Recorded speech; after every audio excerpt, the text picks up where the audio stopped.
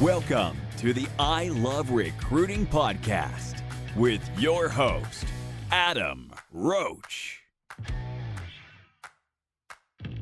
Okay, everybody, welcome back to another episode of I Love Recruiting. I am your host, Adam Roach, and today we're going to go back to an event that I hosted about 4 weeks ago, and it was right at the beginning of the Corona pandemic madness, if you will. And Terrie Foster came on, and Terrie Foster is a MAPS leadership coach. And that's inside the Keller Williams Realty organization. She's also a podcast host of a podcast called Matters of Influence. You are going to love everything that Terrie has to say. And you know what? At the end of it, I asked her to give 3 action items. And what would those action items be? And here, I want to read them to you real quick. And I'm only going to give you 2 so you can hear the last one at the very end. The first thing she said was, don't take anyone you love for granted. Love that, love that, love that. The second one, create discipline inside of your calendar. Fantastic advice. And the third one she says is set 3 things. Oh, I'm not going to tell you what that is. You got to listen to the show. So enjoy Terrie Foster-Nowland, everybody, and welcome to the I Love Recruiting podcast. Welcome to the show, my dear. The show. Welcome to the show. Oh my gosh, someone just texted or in the chat said this is gold. They didn't say that about John. They said that you're gold, so I hope you're ready. Woo! I'll tell will you send David a text and tell him that? He might not think I'm so much gold right now. For sure. Okay, everybody, so here we go. We are going to dive into Miss Terrie right now, and we're going to learn all about, someone just said that's a big-time coach right there. Well, that would be a lady I've known for a long time. I just saw that text. Okay, so let's dive into this. So who is Terrie? Tell us who you are. What's your superpower? Hit us. Superpower. Woo! Okay, so I've been in this industry since 1983. So this is pretty much all I know, because I was 12 is the joke, right? And I got in because my family was in, and I was going to be an elementary education teacher, and I would have hurt the children. That was probably not real good to say. That's not good. That's not my strength zone. So long story short, got my license in Oklahoma. My first trainer was Mo Anderson. She owned a company called Pro Development. She's actually my first productivity coach, and probably wish she hadn't have been at the time. Mm-hmm. Long story short, ended up with the top independent in the market. Then I got an opportunity to join Sherry Lewis and Mo Anderson in 1996 and open a Keller Williams Market Center in Owasso, Oklahoma. Okay. Right outside of Tulsa. And 1996, I was 33 years old. Do the math. So I was one of those young people at the time. Keller, who? Who are you? And we grew our market center to number 1 in the market. We've been up to as much as 40% market share here. Wow. Got the opportunity to become an operating partner and an investor partner with some really amazing talent that I still am with. And let's see what else. And Mo did say to me when I was still a team leader, which I was for 16 and a half years, I was still a team leader, and Mo said, Terrie, I need you to be a MAPS coach. I'm like, I want to do that. So I did it because Mo said to, and here I am, still a MAPS coach. This is my almost getting going on 11th year, and I've not been a team leader for 7 years. So all of this adjustment that we've made, learning to work from home, I had to learn to do that about 7 years ago. Mm-hmm. So, yeah, very good. Well, very good. So, and we go back. We've known each other for quite some time. Yeah. We've had a few Catalyst events together. Yes, sir. Have been really, really good. You coach my beloved Dana, and let me just praise you for that. Yeah. Something like that. Yeah, it's better your ear than mine, I guess. Yes. She may coach me sometimes. So let's dive into this right now. Okay. And for all of our listeners, we're going to go through the same questions here that we just did with John. We're going to do it for all of our guests today. So the question is, as the market in the world is shifting, how do you stay a strong and authentic leader, not only for yourself, for all your clients, for all your people you're leading, so on and so forth? How do you do that? You know what? It goes back to being personally centered. Like, you've got to know who you are emotionally, spiritually, and energetically. And those may sound like really hokey words, but in this time, that is really what we have to lean on. I think people get a little challenged, and then some people get under challenged when we're in a market like this, or when we're in a time of uncertainty. And this is a great time to do what we call wipe the slate clean, or create a white canvas so that you can recreate. It's now more important than ever that you still have a calendar. Even if you're sitting in your home office, or you're sitting at that breakfast bar in your kitchen, or your bedroom at a desk, whatever that looks like, you've got to have a schedule.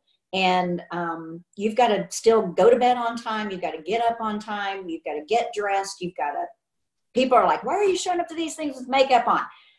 Because that's the one thing my mom really taught me well. You get up like you don't know what your day's going to look like. So that served me well over the past few years. And you've got to stay healthy. And I don't mean like stay away from everybody. I mean, you've got to keep your body healthy. I think right now people are learning more than ever. I'm learning how to do boot camp at home. I mean, go figure.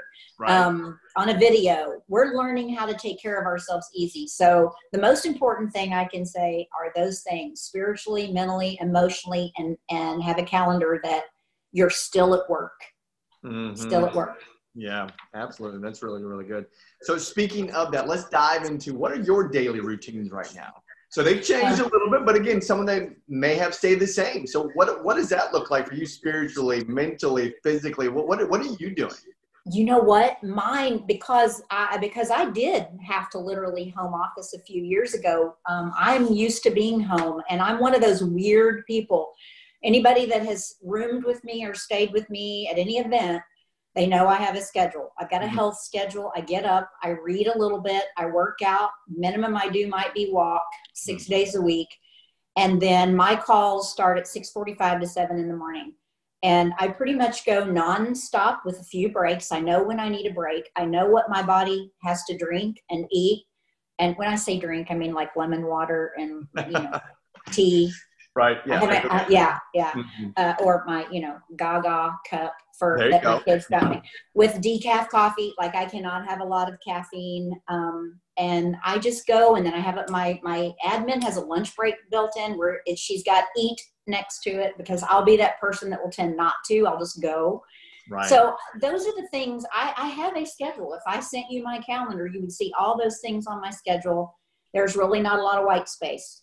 The only white space I have is returning emails, returning phone calls. And right now that seems to be taking me into 7:30 at night, which is not typical. I try to end my day around 4 to 4:30, 5 o'clock at the latest. And I'm not getting to travel to the market centers that I'm an investor partner in. So that's been the big part of what's changed for me.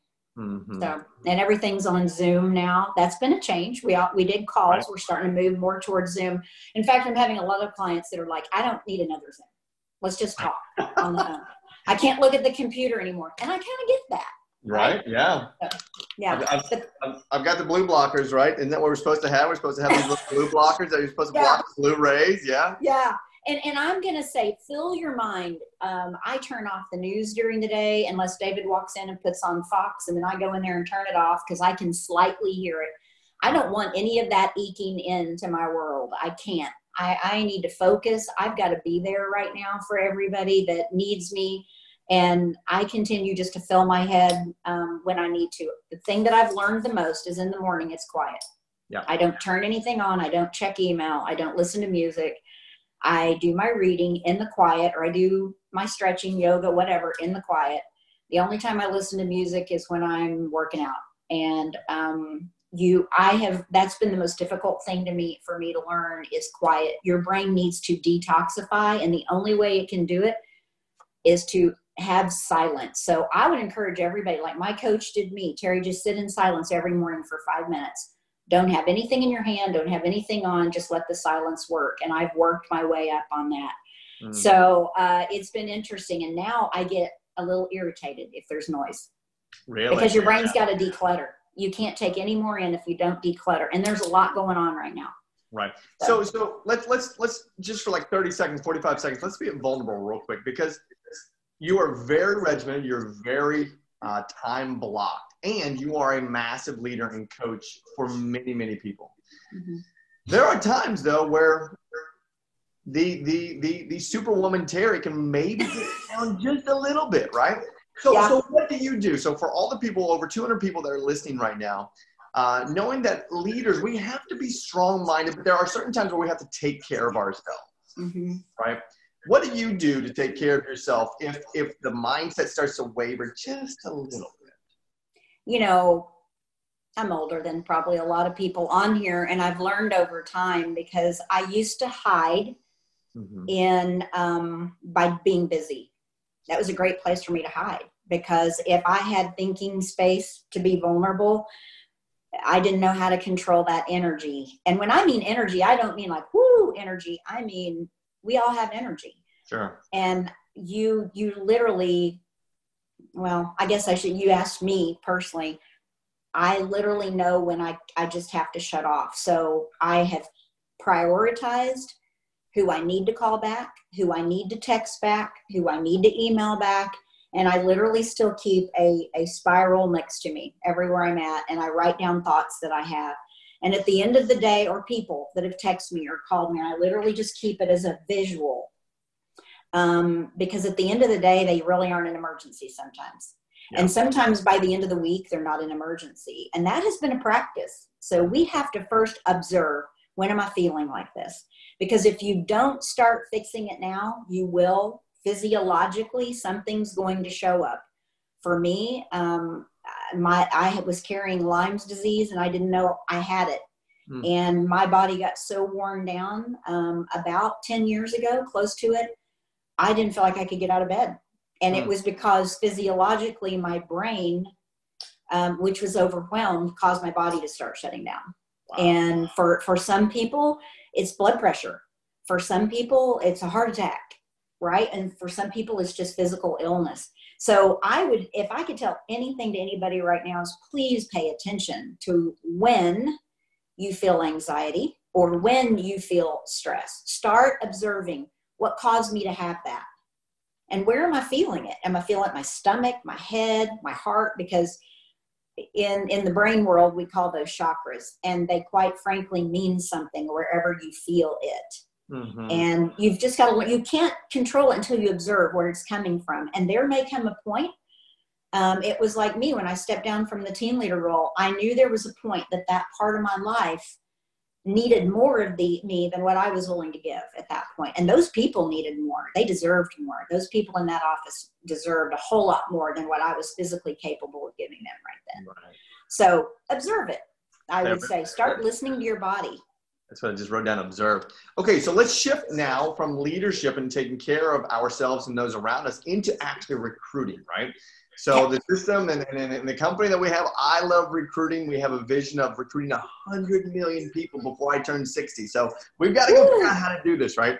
And we have a quote, we have an equation inside of I Love Recruiting, and it is recruiting equals influence equals leadership. And that actual equation can be inverse as well. Leadership equals influence equals recruiting. Yeah. So let's talk about you as an equation, right? The recruiting aspect of Terrie. What is it about you? What is it about recruiting that you actually enjoy? What is it? What type of energy does that actually bring you? You know what? If somebody asked me, Terrie, how many people have you actually recruited? And the answer is, I know it's way up there. However, I don't know who has come just because of the conversation that we may have had. Mm-hmm. Recruiting is not a one-time event. It's a relationship, and it is influence. And all they care about is that not that you know everything, they care that you know who to connect them to or what to connect them to. With everything that's going on right now and with technology, we're all having to learn a whole new different world. I may not know the exact answer. I do know who to connect them to. And I know where to go get my answers from. Mm-hmm. So that's the thing. You know, John Maxwell says leadership is influence, nothing more than nothing less. We've heard that 100 zillion times. And I believe right now that is highly, highly true. I think that because of who we're connected to, says a lot about where we are. The energy I get from recruiting is that people actually discover something they didn't learn before. So when they leave, I want them to leave my presence or my Zoom presence or whatever conversation. Let's just call it that. Whenever they leave a conversation with me, I want them to feel like they've learned something new or they heard something that made them think. If I have the ability to make them think, that's all the recruiting conversation should be about. I love that. We can't change people's minds and we can't make them understand. We can help them think. Right. What are some of your practices or strategies on making someone think? Keep asking questions. Quit giving them the answer. I think we all get guilty of that, right? In fact, my coach years ago, I had to do an exercise where I walked in an appointment with what was called the need benefit action plan. And at the top of my paper, now I do it on my notebook, or I now use an audit format. But I wrote down that I had to come out of that appointment knowing what their biggest need was, how they benefited from having that need met, what their plan was, like what's their plan, and then what kind of action did I need to format around that, right? So it was nothing but questions. And usually when people would answer one of those questions, like what's your biggest need, and they'd say it, I'd go, oh my gosh, I've got the answer. And I totally off track. It's just like now when we draw the circles and we say, this is your business. Where are you getting your business from? And they start answering those questions. We all naturally want to go, oh my gosh, I've got the solution. And my coach had me grip my pen with both of my hands. It was my anchor. That was my mental anchor to not talk. Right. So the biggest detriment that we have is talking. And by telling people what they're going to do, and this is in any relationship, whether it's with people that are on your leadership team inside of a market center, or it's your family, any coach, anybody that's in your world, church, civically, when we start telling them the answers to things we don't know enough about yet, we've just really ruined the productivity in that relationship. So, they do what? You're almost enabling them by telling them the solution. You're almost enabling them to not really get to their true potential by themselves, or at least led to their true potential. And we wonder why they don't come. Well, because we don't know what the real objection is, because we haven't asked enough questions. In fact, there's a whole process, as you know, of narrowing down those objections. So I think staying open is our biggest challenge, and staying curious consistently. There are about 5 to 10 questions you can ask off of every answer that someone gives you. And if you've never done the exercise where you take some of the things that you heard in an appointment and start writing, okay, what else could I have asked? What else could I have asked? What else could I have asked? What else could I have asked? And when you get so great at the art of asking questions and not being scripted around it and just being authentically you, you're going to win. Yeah, absolutely. Hey, transition real quick too. Because again, we are in a very unique time right now. Our environment's completely foreign to what we've ever really experienced before. Yeah. Now, we've been in shifts before. We've been in an economical shift, but maybe not like a pandemic shift. We've seen this when Brad Pitt usually gets out of it. But I'm not Brad. I don't know how this is going to end. However, some of the recruiters right now are a little apprehensive to recruit. Yes, they are. What would you say to someone that is a little apprehensive to get out there and recruit or influence or lead? What would you say to someone? How would you coach them? First of all, the relationship should never have ever changed. This is just bringing it to light. This is my 4th shift, I think. Never, like you said, never has it involved health, where we've been told to be home. And I believe, like I said, there are going to be efficiencies that outlive what we're doing right now. We're going to take them into the future. But it kind of goes back, I'm going to say this in a very respectful way. It goes back to the philosophy of belonging to an association of realtors. So for many of us that before now, we were partners. Many of you guys were probably presidents of associations of realtors, even NAR. You've served on committees at NAR. This is that whole attitude of locking arms and moving forward together. So if we're talking to people, it's okay to acknowledge We're all in this together. We may be at different brokerages. Acknowledge that. In fact, Dana and I took a script that I was playing with and massaged it. And it's turned out pretty good that, let's acknowledge that we're with different brokerages. Right. And let's also acknowledge that the real estate community needs us right now. And let's lock arms and move forward. How can we share things together so that we keep this economy going inside of our marketplace? Because if I don't list homes, you're not going to have a buyer for them. And if you don't list, it's all going to intertwine together. So take the idea that this is about a relationship phone call right now, and ask enough questions, even to the extent where you say, you know what, I would love to share some of the online or remote training that we're doing with you. Can I verify your email address? And then also just say, is there anything that you're doing that I could be involved in if it's allowed? And how would that work? And oh, by the way, I'm going to create a private Facebook page for anybody that's involved in our training. And would you like to be a part of that? And if there's anything you can share from your perspective, you're making them also, a partner. Let's just call it that. You're making them a partner in what you're trying to do. And Gary said it just a little while ago. He didn't say it this way. I'll just use Terry's language. What people remember about us in this time is what they're going to remember about us. Good one. Right? Yep. And that I'm going to give credit to an OP in Canada that gave me that last week. And if we're out heavily recruiting right now, we could break that partnership. And I'm not saying don't recruit. Right now is opportune for us to do it. It's how we approach it. Yeah. It's how we approach it. Okay, so in the time that we have left, because I know you're a very time block person, and we're 2 minutes over on my time block. So sorry. That's okay. Top 3 things that you would suggest someone do on a daily basis right now, either pertaining to leadership and pertaining to recruiting. What are they? I have 5, but I'll narrow it down. Okay, so don't take anyone you love for granted. Good one. Okay, I'm going to go ahead and pick that one. The next thing I would say is discipline. In fact, I'm going to do a podcast this week on health at home, and we're going to be talking about creating discipline inside your calendar because, well, you have to understand that if you're having office on the couch, that's your relaxing time. Your brain knows that. Yep. There are things your brain knows. So discipline about your calendar. You can have a calendar even when you work at home. That would be number 2. And then every day, set 3 right now, every day, ask yourself or have your coach ask you, what are the 3 things that if I accomplish them today would make me feel powerful? Just 3. Right? I've been asking people all morning, what are the 3 things you want to accomplish today, tomorrow, that if you did them, you'd feel powerful?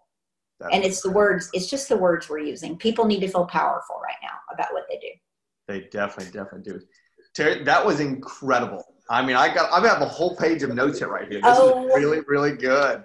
Thank you. Okay, so how can people go find you? I know you do a podcast. Tell us real quick about that. Matters of Influence.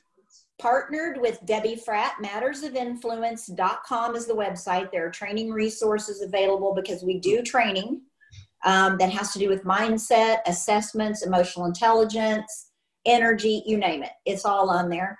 And not all of it, but most of it. A little bit of John Maxwell stuff is on there, NLP.